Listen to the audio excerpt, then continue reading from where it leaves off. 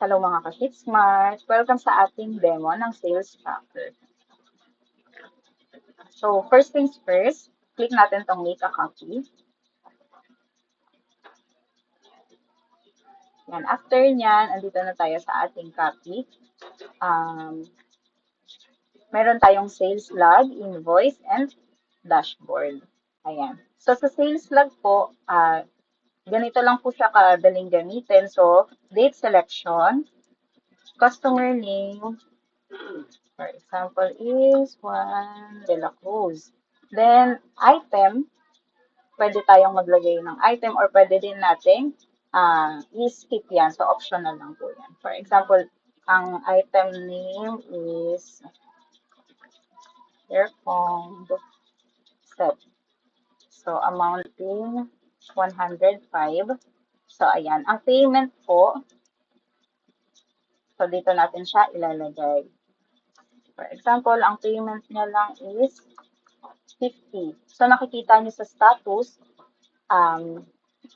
magre-reflect agad kung partially paid siya, unpaid, or paid. Ayan, for example, yan. Pinol payment ko, ayan. Ang status niya is paid na. Dito naman po sa mode of payment, meron tayong cash, GCash, and bank. Ayan, for example, is nag-cash siya, no? Then, dito sa invoice, lalagay lang natin yung invoice number. Yan, and magre-reflect na siya. So, build to kay Juan de la Cruz. Itong from, optional lang naman po to. Kung gusto niyo po ilagay yung inyong store name, pwede niyo pong i-edit itong cell na to. Yan. Then dito sa baba, ayan po, makikita niyo dyan, nag-reflect na yung total payment. So, yung amount due is 0 na.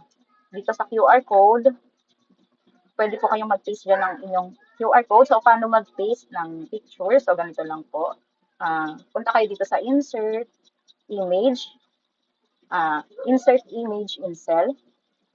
Then, upload nyo lang po yung inyong QR code. Then, yun na po. Dito naman sa payment information, lagay nyo lang po dito yung mga available payment nyo. So, yan, meron tayong dalawa.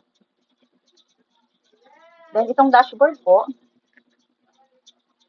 meron tayong selection dito ng start date and end date. For example, ang gusto nyo lang makita is yung particular day na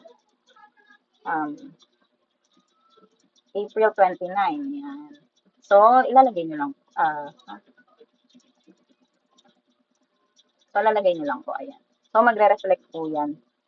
Ang total sales. Yan. So, magre-reflect po siya. So, mag-add tayo, no? I-check natin kung makikita nga ba. Magre-reflect nga ba yung date na sinelect natin.